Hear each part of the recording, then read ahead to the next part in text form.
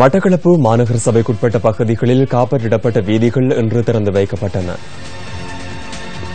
இந்த நிகழ்வுகள் மட்டக்களப்பு மாவட்ட அரசாங்க அதிபர் PSM சார்ல்ஸ் தலைமையில் இடம்பெற்றன.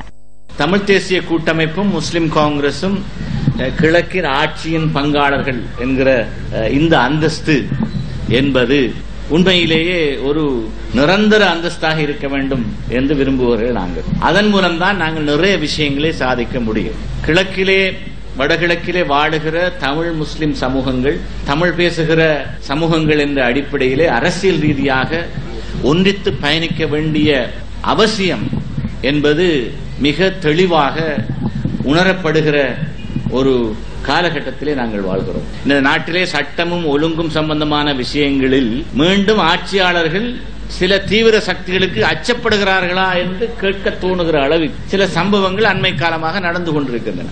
தமிழ் முஸ்லிம் உறவு வளர்க்கப்பட வேண்டும்.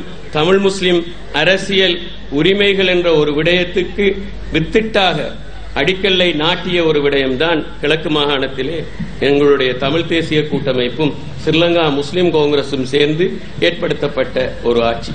இன்று அது பாரிய ஒரு வளர்ச்சி அடைந்து எங்களுக்குள் இருந்த எல்லா முரண்பாடுகள் எல்லாம், பல முரண்பாடுகள் இருந்தும் அவற்றையெல்லாம் களைந்து எங்களால் பயணிக்க முடியும் என்ற நம்பிக்கையை இன்று ஏற்படுத்தி இருக்கின்றோம். நாங்கள் கிழக்கு மாகாணத்தில் ஒரு இணக்க அரசியலை செய்கின்றோம்.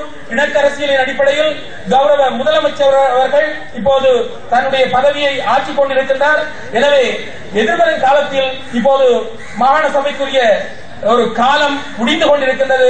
இன்னும் அபிவிருத்திக்குள் வராத பகுதிகளை துரிதமாக அபிவிருத்தி செய்வதற்கு உங்களுடைய பணி தொடர வேண்டும் என்று எதிர்பார்க்கின்றேன். அதே வேளையில் இந்த போட் நியமனங்கள் விடயத்திலும் கூட இந்த வருடத்தில் உங்களுடைய பூரணமான அவதானிப்பு, பூரணமான கண்காணிப்பு இருக்க வேண்டும். உங்களுடைய காலத்தில் இந்த தமிழ் முஸ்லிம் உறவு மிகவும் அந்யோன்யமாக இருக்க வேண்டும். இந்த நாட்டினுடைய அதிகாரம் மக்களை சென்றடையக்கூடிய விதத்திலே ஆக்கப்பட வேண்டும் என்றால் அது கூட்டாட்சி என்கின்ற சமஷ்டி அடிப்படையிலே தான் இருக்க வேண்டும் என்கின்ற கொள்கையினை நாங்கள் தமிழரசு கட்சி தொடக்கம் இப்பொழுது இருக்கின்ற தமிழ் தேசிய கூட்டமைப்பு வரையிலே